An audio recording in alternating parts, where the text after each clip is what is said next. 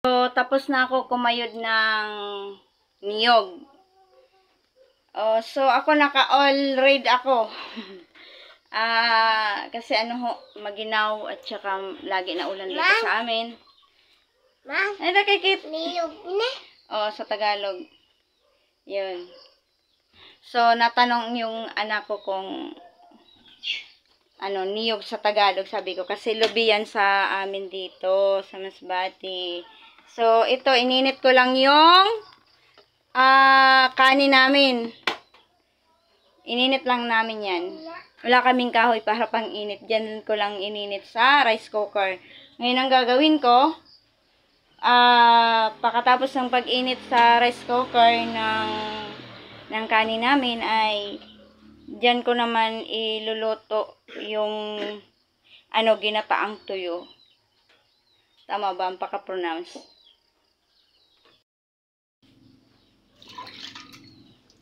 Hinamulan, hugas mo na lang ang kamay bago mag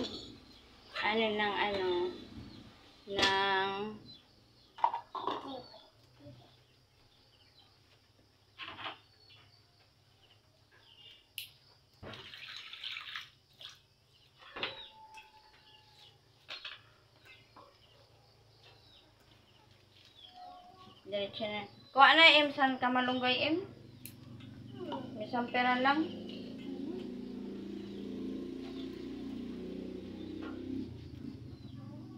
Tama na ba ini?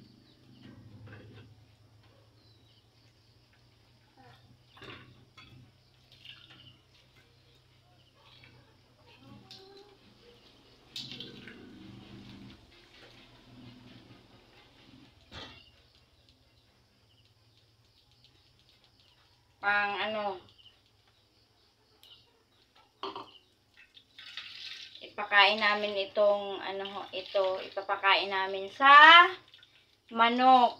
Ito, di ko alam kung anong tawag sa Tagalog. Dito, ang tawag dito sa amin sa Masbate ay sapal, sanlubi. So, sa Tagalog ito ay niyog. Pero hindi ko alam kung ano ang tawag dito sa sapal na to.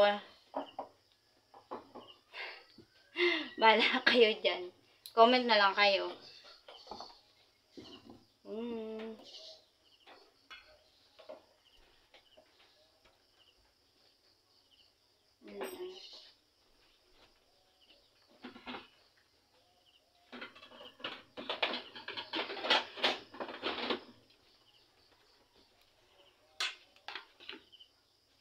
Salay.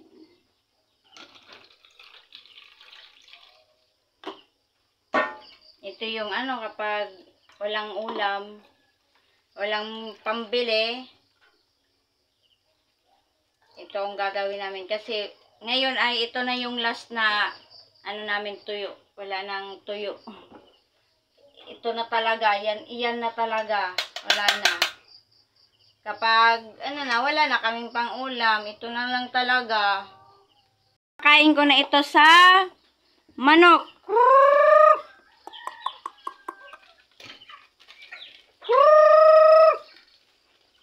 So, hindi namin yan, manok. Ewan kong nasaan yung manok namin. Sa kapitbahay namin yan.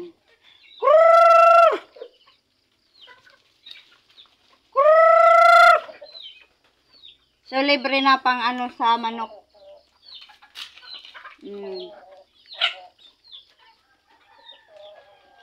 Yan ang niyog. May nalaglag na bunga ng niyog. Yan. Pati aso, kumakain na din. Yan. Hindi yan lahat sa amin. Sa kapitbahay.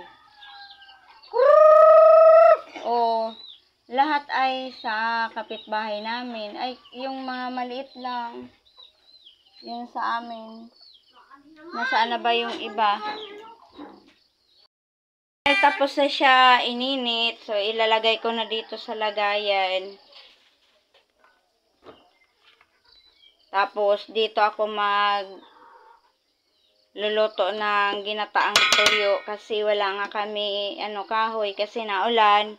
lagi na ulan dito sa amin, kaya hindi ako makakuha ng mga kahoy or palapa ng niyog kasi naulan. So, basa yung mga palapa at saka mga kahoy talaga. Kaya dito na lang. Wala kaming gas tawag dyan, electric stove, wala kami. Ito lang talaga. So, may gas stove man kami, kaya lang walang pambili. Nagamit ko yung pambili ng pangpuhunan sa saging. Pambili ng saging para ibenta kapag mahinog na. O, ano naman? Na to.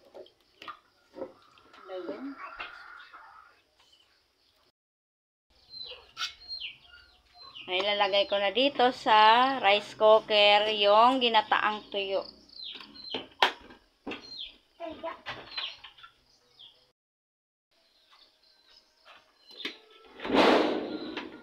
Yan. Dahil natapos ko na yung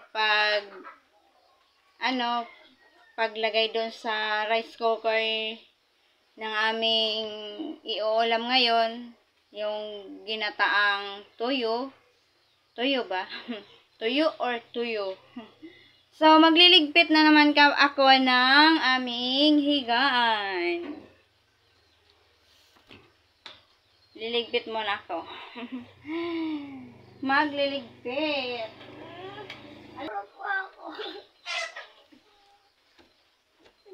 Paghabol. Nakita.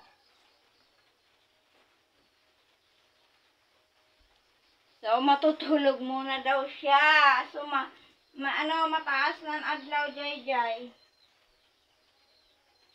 Maano ka pa, miningani ay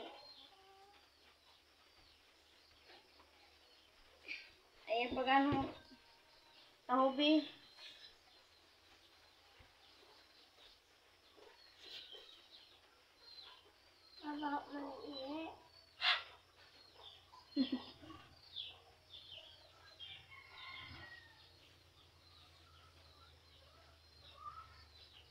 Sisingil ako ka. Magsisingil kasi ako ng aking pautang sa hinog na saging. Lalakarin ko lang. Kaya gusto ko kasi matapos na itong trabaho ko dito sa bahay.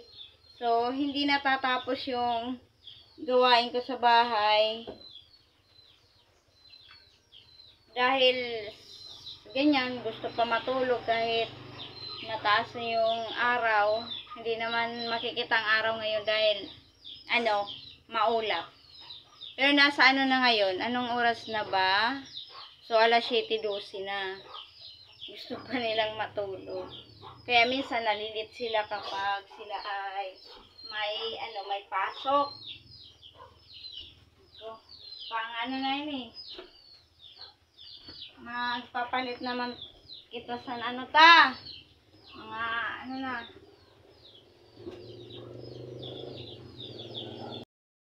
Kumukulo na siya.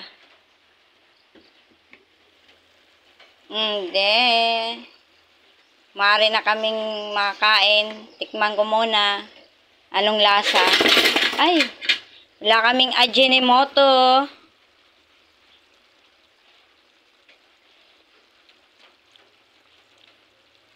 Pwede na. Kasi naman yun, masyado maalat kaya binabad ko kanina yung tuyo. Namamali ako sa pronunciation. Paghahandaan ko na yung mga anak ko para kumain kasi tapos na maluto yung tuyong ginataang tuyo. Ngayon wala kaming misa. So dito kami kakain sa sahig na to.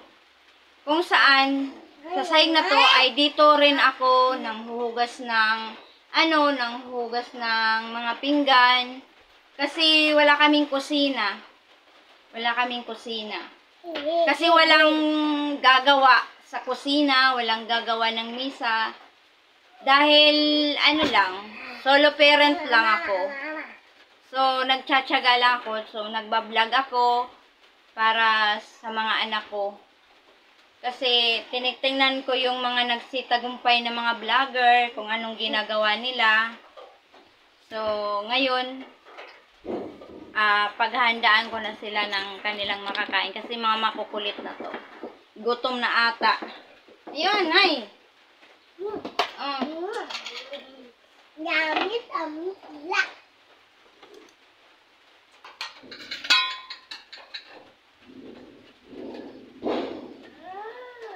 Tuyang lang ulam. Tuyo lang yung ulam namin.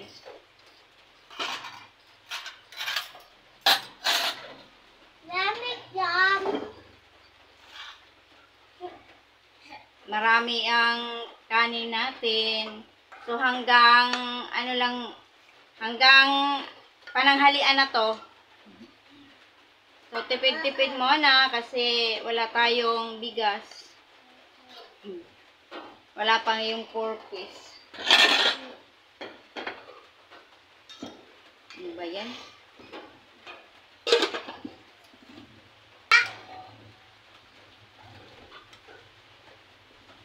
GM! Kaon na. O, didi ka, dadaday. Sibog didi siya. O, sibog. Ay, sabi na makita. Sabi ko ito gihapon. Ano ba? Oh. Kumadi ka na didi day ho. Kaya yun ang hitsura. So, wala kasing gagawa sa amin kasi wala ngang lalaki dito sa amin na malaki. Wala din yung anak ko malaki. Nandun sa side ng kanyang ama. So, nag-aaral yun, yung binata ko. Kaya, walang gagawa. Kasi, nagsusulo lang akong magulang. O, matunog ka sana ha.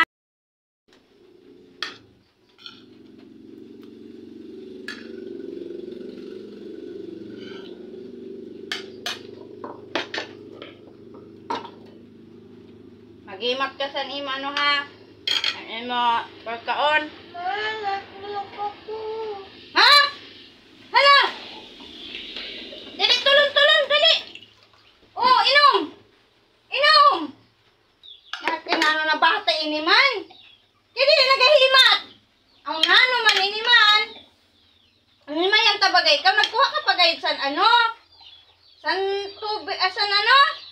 Kuha ka pagay san imo isura. Sana naman. Ada pagyapon ng tulog? Ha? Ay, laki na bata ka. Ano? Ano? Ano mo ano? Ha? Laki bata ka na naman ano ni mo tutudlan? Nge! Paluko kayo sa prank. Winrank mo na ako. Ay, paluko, pinaprank pala ako.